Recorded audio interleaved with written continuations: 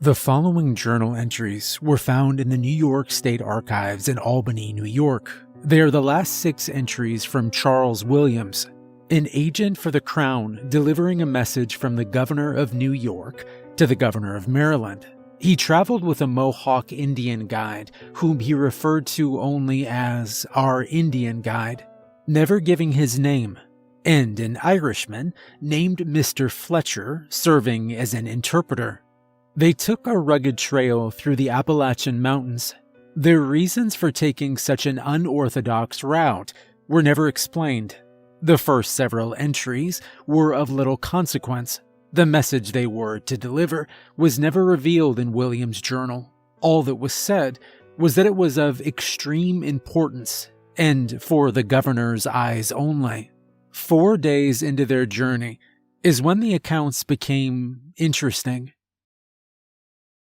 July 3rd, 1712. Dear Loretta, our journey has been a hard one. This land is forested beyond anything I could possibly expect.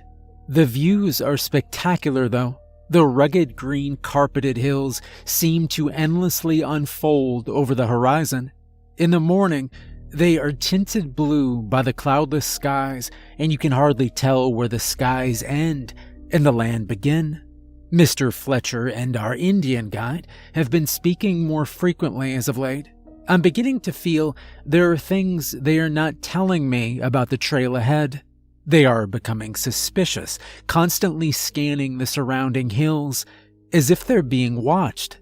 I assumed they were merely looking out for bears, but something has changed. Maybe it's just my inquisitive mind filling in the foreign Indian tongue. All my love, Charles. July 5th, 1712. Dear Loretta, I can scarcely write after what we witnessed today. As we left a clearing, we came across 2 lonesome trees with thick branches peering out in all directions. To our horror, we found 2 lifeless corpses hanging from the trees, their faces contorted and rotting, with black crows picking away at the flesh. It was terrible, Loretta. Judging from their white coats, they were French. What they were doing in this part of the country I cannot say, but someone did not take kindly to their presence. Our Indian guide became belligerent when he saw them, insisting we turn back. Fletcher says he spoke on and on about the giants who roam in these parts and how this was a warning that we were entering their territory. Fletcher was just as shaken as our guide, rambling on in his Irish tongue about giants and other jabberwocks of the old country. The Irish are just as superstitious as the natives of this country. I can hardly blame them, having seen such a grisly sight. But there is a perfectly logical explanation. I have no doubt this was the work of the Indians in these parts, maybe even the Mohawks or other tribes unfriendly to the French. They would probably be willing to help us if they share our enemies. Still, I can't help but feel sorrow for these men. Fellow Christians should at least have a decent burial, and had time not been of the essence, I would have insisted we provide one. Your loving husband, Charles. July 8th. My Loretta, the last few days have been nothing but non-stop talk of ghosts, monsters, and jabberwockies. Mr. Fletcher would fit in easily with the natives of this country. He relayed a story from our guide of how the old gods were stricken down and forced to live on the earth. This, apparently, is where these giants came from. I laughed when I first heard the story and questioned the Irishman about his merits as a Christian. The story goes that the giants howl, lamenting their fates.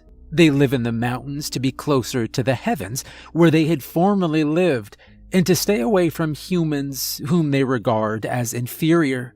Over the years, they became dark and twisted, hating all things and cursing the new gods and the humans who worship them.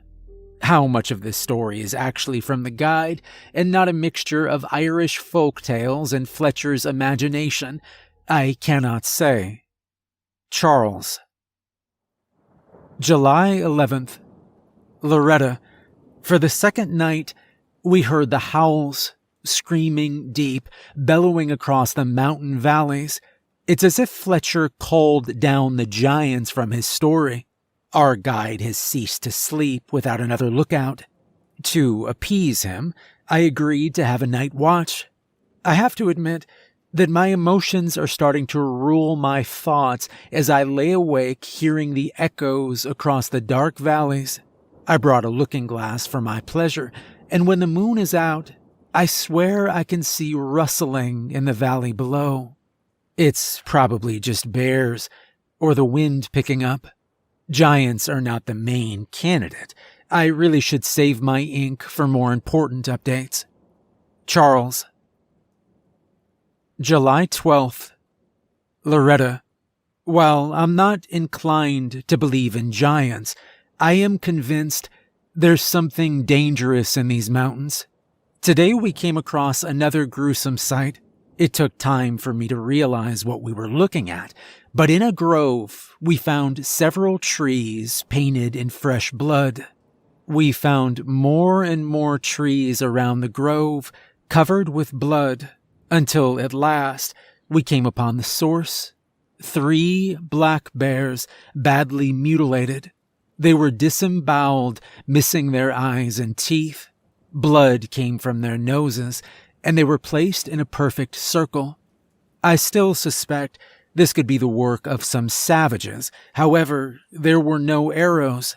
It's possible they could have been shot before being mutilated. However, we heard no gunshots, and the kills were clearly fresh. Charles. July 15th.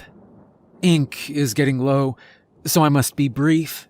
The howls and growls continue at night. We have our muskets ready. Our guide has convinced us that he knows no tribe that inhabits these parts. Fletcher has asked him if it was safer to turn back. He told Fletcher that it didn't matter, that once the giants see you, there is no escape.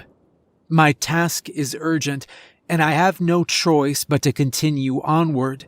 If they knew the contents of my message, they would know that turning back is not an option. July 16th. Our Indian guide has vanished. I know not where. We spend all day looking for him. Fletcher claims he knows a way down the mountain, and I have no choice but to follow, as I am unfamiliar with these parts. We'll find a more conventional route from there. July 17th. Early in the morning, we found, I'm not sure how to explain, what looks like an organ hanging from the limb of a tree. I'm not a doctor, so I don't know what organ. The howls continue. The ground shakes at night. The moon hasn't shown itself in days, so my spyglass is useless. We fired off a round of musket fire as a warning shot to whoever is out there. July 19th. Loretta. This is my last entry. The ink is nearly gone. We saw eyes in the distance last night, blood red, coming towards us. They vanished when we fired, but the howling always continues. It's getting closer now each night. You have my love. Charles. This is the last entry in the archives. I found records of a Charles Williams confirming that he was an agent to King George working in America. There is no further evidence of what was in the message he was delivering or in his journey across the mountains. There is no record of a Mr. Fletcher or an Indian who worked with Charles Williams. There is no other evidence in the archive regarding what could have caused the disappearance of Charles Williams.